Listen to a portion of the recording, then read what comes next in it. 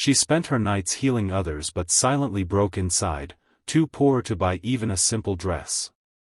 She thought life had nothing left to give her, until one unexpected question from a grieving father turned her world upside down. Will you be my first date? Sofia Ramirez had always believed that being a nurse was not just a profession, it was a calling. Every morning, she tied her worn sneakers, fixed her modest uniform, and stepped into the hospital with a smile that hid the endless storm inside her. She worked in the cardiac unit of St. Mary's Hospital, where lives flickered like candles in the wind, and every day felt like a battlefield between hope and despair. Despite her dedication, Sofia barely made enough to survive. After paying rent for a cramped one-room apartment and sending money to support her younger brother's college tuition, she was left with almost nothing.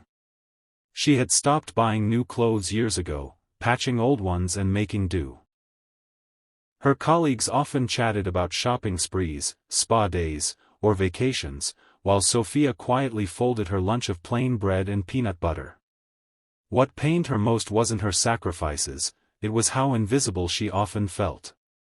Patients loved her for her gentle hands and warm words, but outside the hospital walls, she was just another struggling woman, unnoticed, uncelebrated. Deep down, Sofia longed for something she could never admit, a moment where she felt seen, cherished, maybe even, loved. It was on a rainy Tuesday evening when fate started stitching an unseen thread into her story. A teenage girl named Emily was rushed into the ward with a failing heart.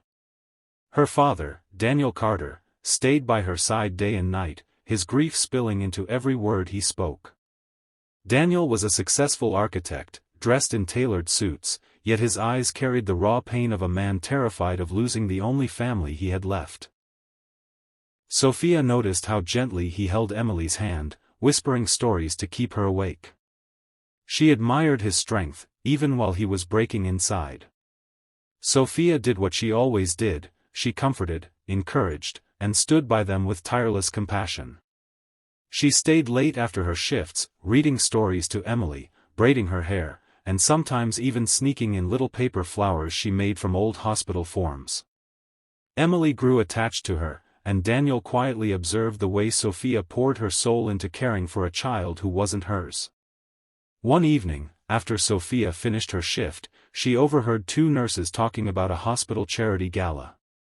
Everyone was excited about dresses, makeup, and photos. Sofia shrunk inside. She had received an invitation too but didn't even consider going. She didn't own a dress, and even if she did, she couldn't imagine walking into a room filled with glittering gowns when her life felt so small.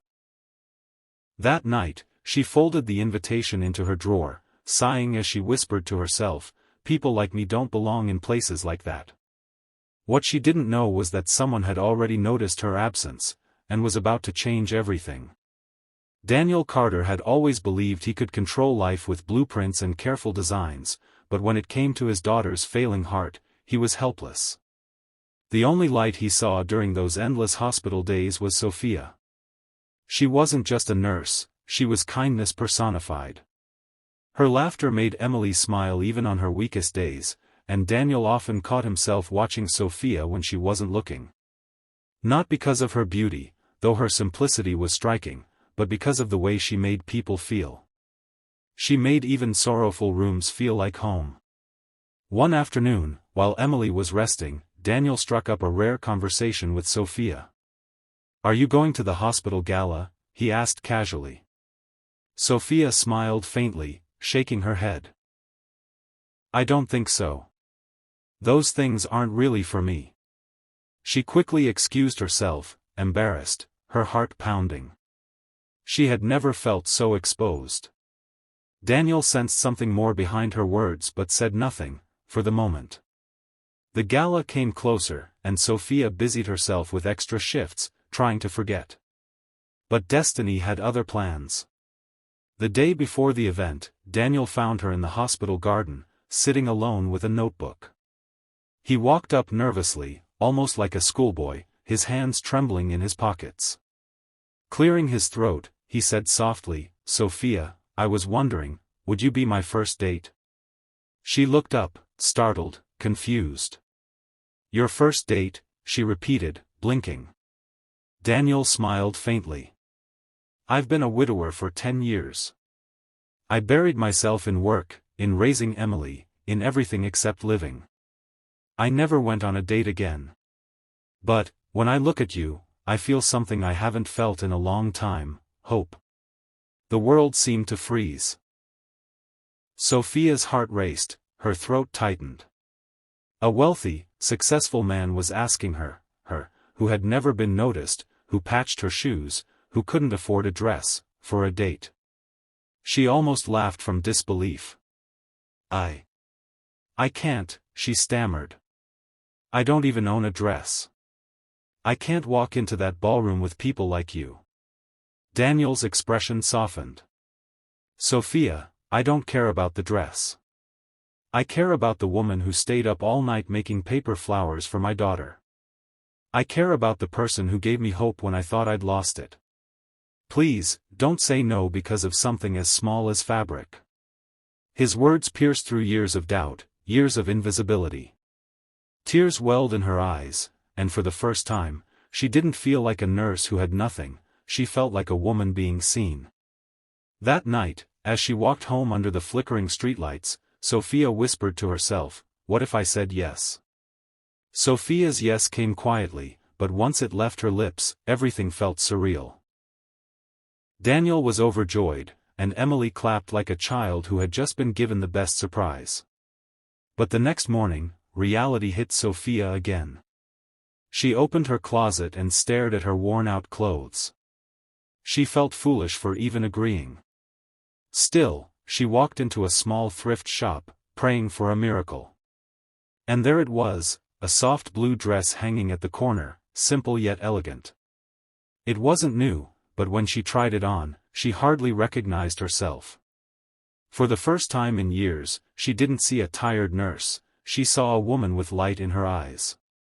The shopkeeper, noticing her hesitation, whispered kindly, take it. Pay me later, if you can.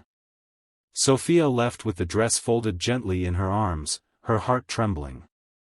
The night of the gala arrived, and when she stepped into the ballroom, heads turned.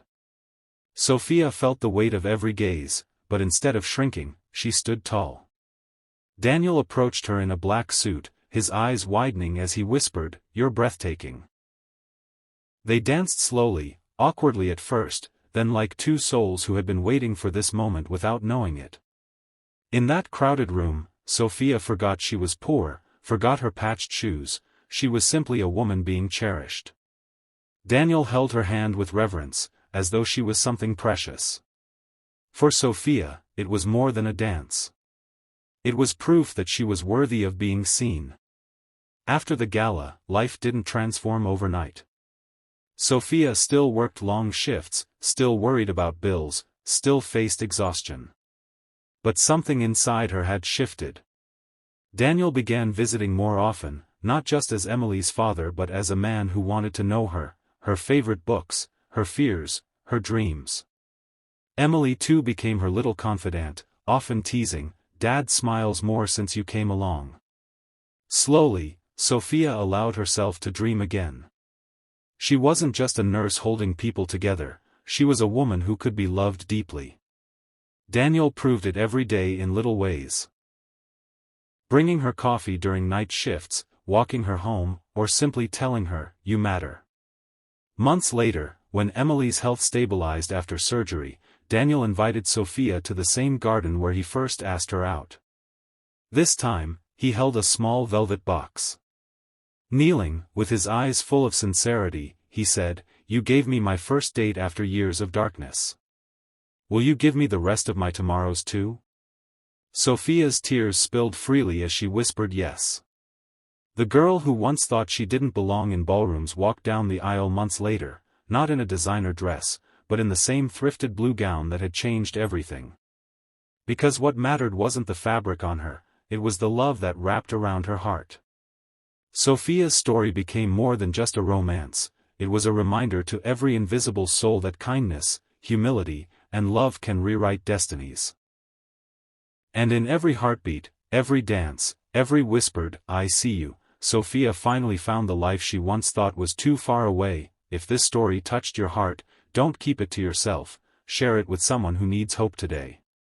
Subscribe to Kindness Vibes for more life-changing stories, and let's spread love, kindness, and second chances together.